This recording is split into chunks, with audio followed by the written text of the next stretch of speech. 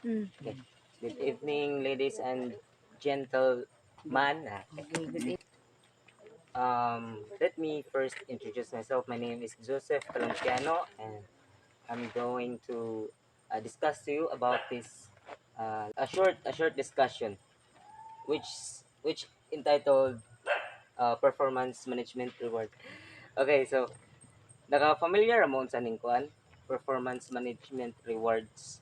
So kaning performance management rewards dito is um, defined as a set of tools or processes and policies that allow organizations to monitor and improve employees' performance while recognizing and rewarding employees.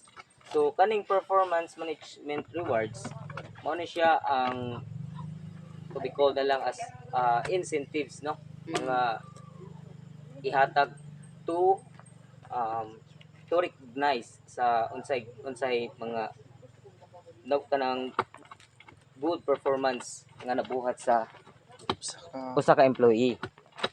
Ang nganong gi kuan ang performance management reward sa organization or sa sud sa company. Usa ang um, to acknowledge and motivate the employees when they perform well, no, aron ma-acknowledge ang binuhatan sa usa ka employee or sa usa ka individual sud sa organizations aron ma-align no, aron makahatag og good quality and product sud sa company. Okay, so there are different types of two types rather. There are two types of um sa ni naay duha ka types ang performance management rewards. O sa ini ang monetary rewards. Unsa man ning monetary rewards? Okay. Cash. So yes, Money. sakto jud ka ma'am. Monetary rewards are one of the most common types of incentives used in employees recognition program. So example, unsa may mga example ani no natay gitawag og bonus. Kaning bonus, kani siyang bonus, mao na siya ang ihatag sa employee nga kanang dili ni siya apil sa iyang sweldo or way labot sa iyang sweldo. Okay, so next is increase salary. So sud sa kanang nagtrabaho ka sa usa ka organization or company, tungod sa kamaayo sa imong performance or tungod sa kanang quality sa imong mga product nga nabuhat, no, gi-increasean ka og salary kay nganuman na-impress ang supervisor or ang mga head nimo. Okay, so next is paid time off. Unsa man ning paid time off?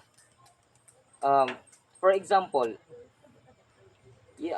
nagtrabaho gyapon ka, no, nya tungod sa kanindot sa imong mga performance so sa organization gitagaan ka og okay, so gitagaan ka og kanang time or kanang moment, no, nga mo bakasyon or mo adto lain lugar with pay na siya.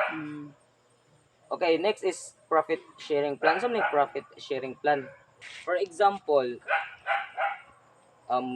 padung naka mo resign or nanas imo plano nga mo tungod sa ka anindot sa imong mga nahatag ngadto sa kumpanya or tungod sa imong mga na-achieve dito sa kumpanya, imong na-share ngadto sa kumpanya or dire sa organization, gitagaan ka og profit sharing plan. Sa ning profit sharing plan?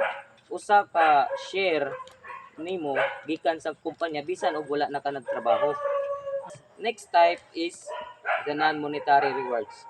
Non-monetary rewards are those do not involve money. So take note, ang monetary rewards nag-involve of money. And kaning non-monetary rewards is uh, rewards that do not involve money. So they only include praise, no, mga pagkuan na lang pag sana tawag na niya basta ana mga pag thanks ana recognition and mga rewards, no. So for example ani ang recognition nang na kay certificate o una an employee of the year tagaan ka og certificate or mga trophies ba unsa ba ihatag nimo dinha. Next is gifts, tagaan kag mga kanang gifts, no, na mga butang. and perks and benefits. Unsa ning perks and benefits? Mao ni siya ang opportunity nga at hatagan kag opportunity to go vacation. Kuan ra siya kanang for example or tagaan ka og card ihatag ba nimo din ha sa usa ka restaurant with pay na tudaan mo kaon ra ka ngadto.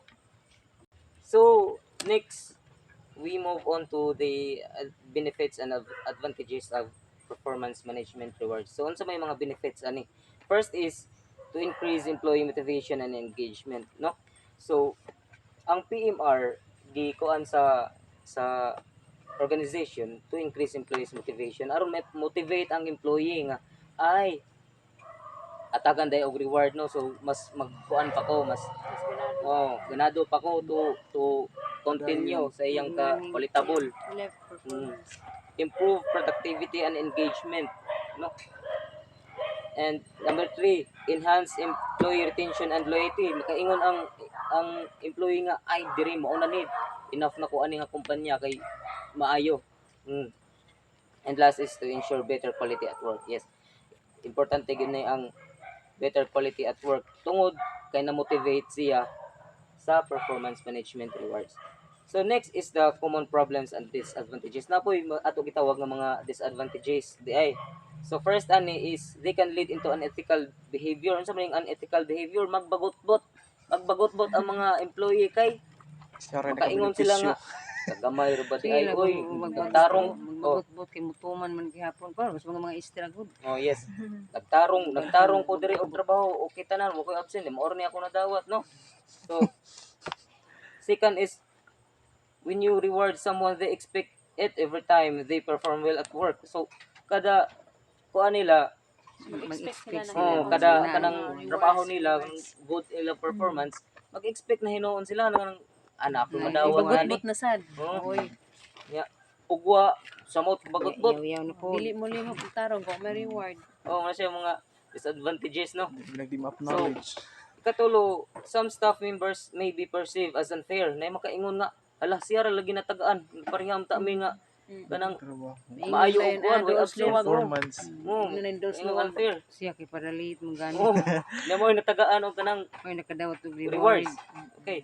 So, last is employees who work in teams may feel undervalued if they not receive additional rewards despite working hard with their colleagues towards a common goal or objectives. Mao na gyapon, no, same ra gyapon sa number 1 nga maka lead into unethical behavior.